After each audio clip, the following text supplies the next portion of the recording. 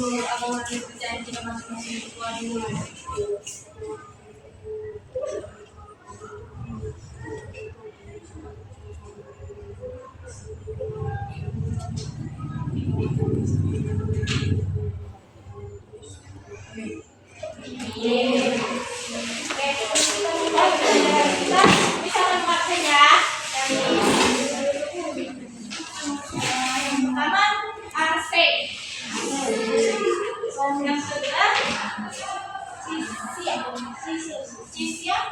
Yang ketiga Citra Devania, baru Fatia, terus Fauzia, Giovanni, Indri,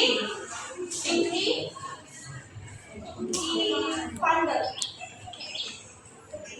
Keisha, Kevin, Maria, Marolo, Marta, Mei, Kenzi, Naomi, Nicholas,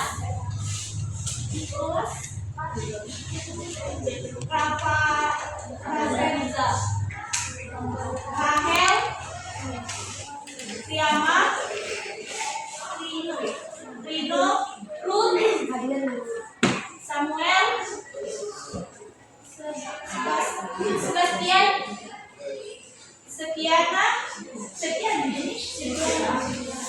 Septi, Nisa. Baiklah. Sebelumnya materi kita yang sebelumnya kan surat pribadi. Nah, sekarang kita masuk ke surat resmi atau surat dinas. Nah, ada yang tahu apa itu pengertian surat resmi atau surat dinas? Ada yang tahu? Ada yang tahu? Kasih dia. Oke. Apa dia surat? Surat dinas adalah jenis surat yang menyampaikan informasi peringatan berupa pemberitahuan, pendataan, pelimpahan, penyelesaian surat dinas atau barang atau hal yang berkaitan pada instansi atau pengelolaan. Oke, ada lagi? Oke, baik. Kita akan mencoba apa itu pengertian surat dinas. Ada yang bisa dibaca? Boleh. Surat dinas adalah surat yang ketika organisasi, lembaga, atau institusi yang berhubungan kepada siapapun yang berhubungan dengannya. Surat dinas biasanya berisi masalah penugasan atau pemerintahan. Sudah paham kan apa pengertian surat dinas? Paham. Nah, selanjutnya kita akan masuk ke tujuan surat resmi. Ada yang tahu tujuan surat resmi? Ayo, baca bukunya dong. Tujuan dari surat resmi. Oh, silakan. Pemerintahan dengan ide, pembantuan, pembangunan,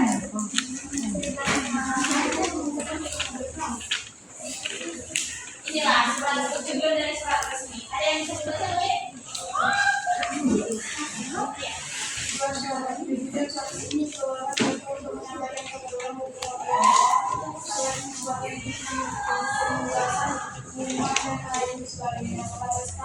bahkan maupun instansi yang terkait dalam proses format bertugas secara kemudian memakai bahasa yang baik. Sudah paham kan apa itu tujuan dari surat resmi? Nah, sebelum itu ada yang kurang mengerti dari pengertian dari tujuan surat resmi ini? Nah, selanjutnya kita akan masuk ke fungsi surat resmi. Ada yang tahu fungsi dari surat resmi?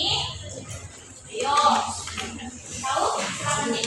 sebagai bukti tertulis dalam bentuk dokumen cetak di mana isinya bisa dipertanggungjawabkan sebagai sarana informasi atau pemberitahuan mengenai hal-hal khusus yang disampaikan oleh suatu pihak kepada pihak ini. Inilah fungsi dari surat resmi, yaitu sebagai sebuah sarana informasi dan pemberitahuan tentang hal-hal tertentu yang disampaikan dari salah satu pihak terhadap pihak lainnya. Yang kedua itu yaitu surat resmi bisa berfungsi sebagai sebuah bentuk tertulis yang cukup otentik dalam bentuk suatu dokumen di mana isi di dalam surat itu bisa dipercaya dan dipertanggungjawabkan. Terus selanjutnya sebagai panduan kerja dalam melakukan suatu aktivitas atau kegiatan di mana surat resmi ini berisi mengenai langkah-langkah kerja atau suatu pekerjaan tersebut.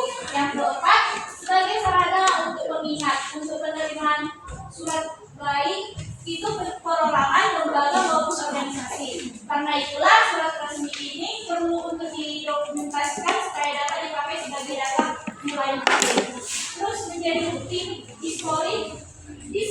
coba bukti kronologi. Sudah paham kan fungsi dari surat resmi? Selanjutnya kita akan masuk ke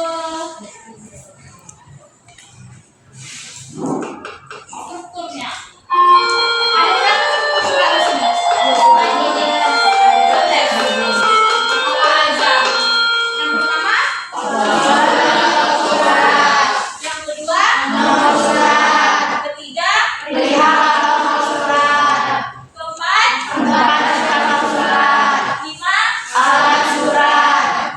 enam, tujuh, delapan, sembilan, sepuluh, 11,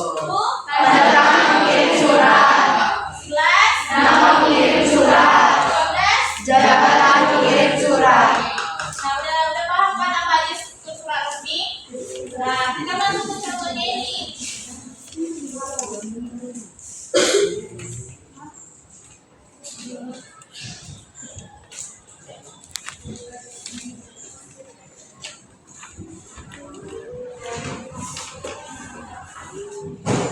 Nah, yang mana disebut kepala surat kan? Nah, terus yang tanggal surat ini, artinya tanggal suratnya harus ditentukan, nggak bisa nggak ditentukan ya, harus sesuai sama yang dilampirkan. Contoh tanggal segini, berarti tanggal segini ditentukan di situ, oke? Terus yang itu nama panggilannya sama beliau suratnya. Itu beliaunya tentang apa? Itu tentang undangan ke sekolah lain kah atau undangan ke BTN lain kah gitu kan? Terus yang itu alamat suratnya. Alamat surat itu ya di mana tempat diletakkan alamat surat itu, ngerti kan? Dan itu salah pembuka. Sebelum kita punya kan harus ada salah pembukanya. Nggak mungkin asal langsung isinya, kan? Nggak mungkin. Ya berarti harus ada salah pembuka, terus isi suratnya, terus selanjutnya penutup surat.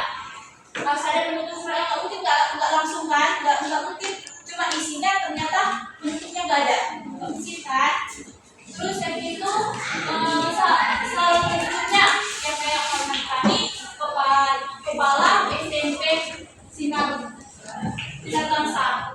Nah, step itu nama pengirim, jabatan, tanda tangan. Harus dilampirkan siapa nama pengirimnya, jabatan sama tanda tangannya. Kalau nggak ada itu berarti itu nggak surat resmi, oke? Oke, Miss. Sekarang udah paham semua kan apa itu surat resmi sama contohnya kan? Nah, selanjutnya bisa mengasih tugas sama ujian. Tugasnya itu gampang kok. Gampang kali bisa nih kalau bisa menjawab dikasih hadiah. Apa ada dulu? Ada lah, Miss yang tahu. Nah, bisa kamu bagikan sebuah kelompok. Kelompok ini menentukan ini sama dengan sebuah kertas yang berisi surat resmi dan kalian akan menentukan di mana itu strukturnya, yang mana bawahnya. Pokoknya strukturnya harus sesuai sama yang di sini, oke? Sebelah kiri akan dikasih tugas. Ini ada 2 lembar tugas, 2 lembar. Pilih-pilih, tentukan kalian yang mana surat resmi, mana yang tidak resmi. Kalau resmi kan otomatis harus ada strukturnya kan. Kalau nggak resmi berarti nggak ada kan. Nah, kita akan menentukan mana surat resmi dan mana tidak resmi. Oke? Oke, Miss.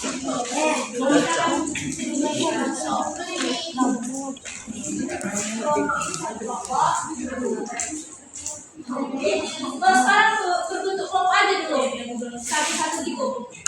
Oke, ini yang menghadap ke situ aja. Ini menghadap sini, menghadap ke belakang, menghadap ke belakang. Bukan dalam satu kelompok. Oke, bukan dalam satu kelompok. Bagi-bagikan aja ke teman-teman aja.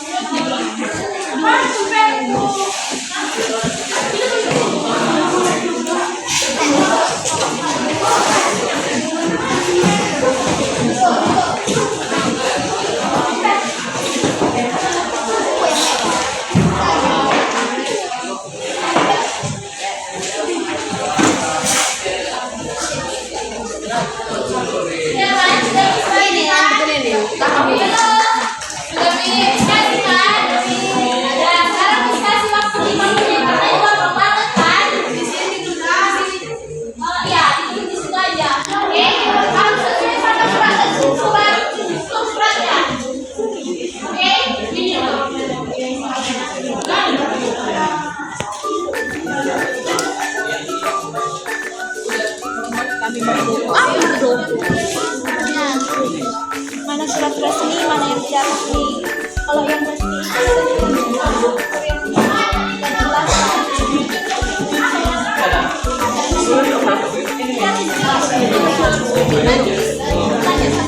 perwakilan, harus ada perwakilan tiap kelompok yang maju ke depan.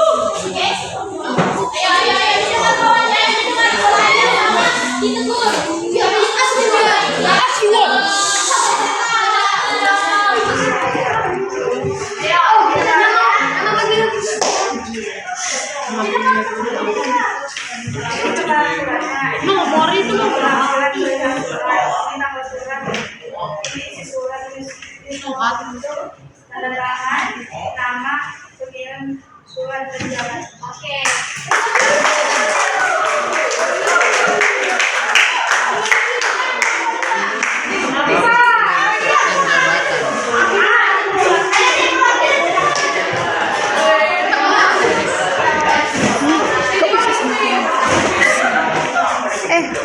Iya biasa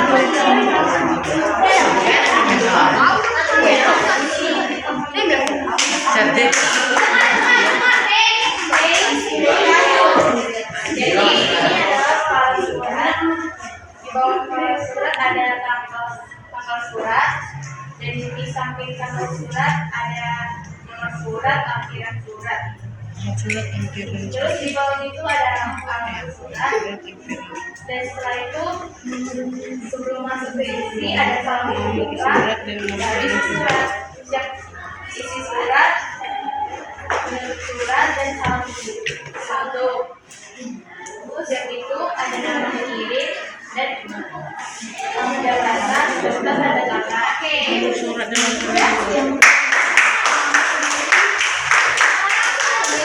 Ada yang sudah selesai? Ada. Silakan yang seperti dan tentang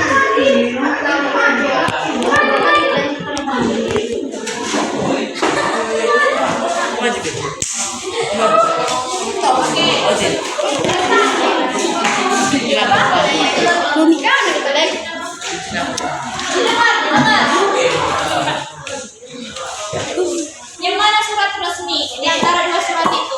Di sebelah kanan saya ada dan di sebelah kiri saya ada beberapa surat.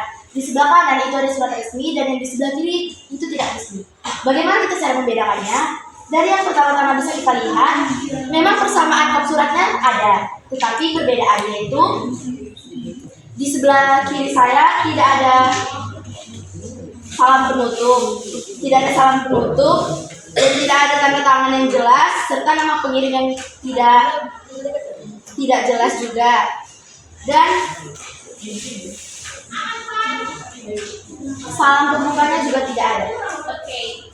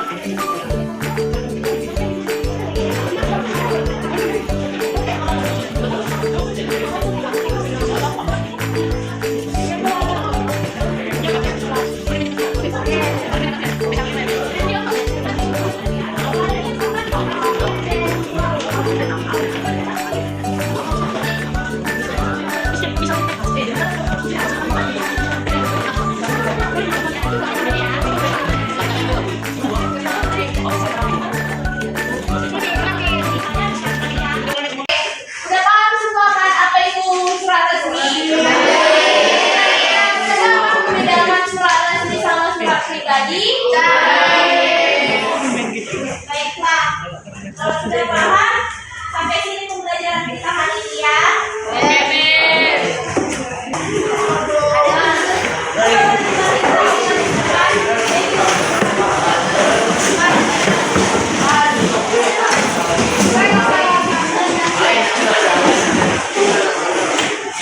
Nah, sebelum kita mengakhiri pembelajaran kita, siapa yang bisa bikin doa?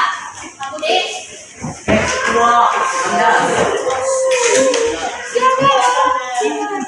Teman-teman semua, karena kita sudah mengakhiri pelajaran kita, ada baiknya kita berdoa menurut agama dan kepercayaan kita masing-masing. Berdoa dimulai. Terima kasih Tuhan karena pada hari ini kami sudah menyelesaikan pembelajaran kami. Terima kasih karena sudah memberikan anak-anak ini pintar dan kecerdasan, kami bisa menjawab semua pertanyaan-pertanyaan yang diberikan di kami. Terima kasih untuk pada hari ini. Doa aku untuk cukup. Amin.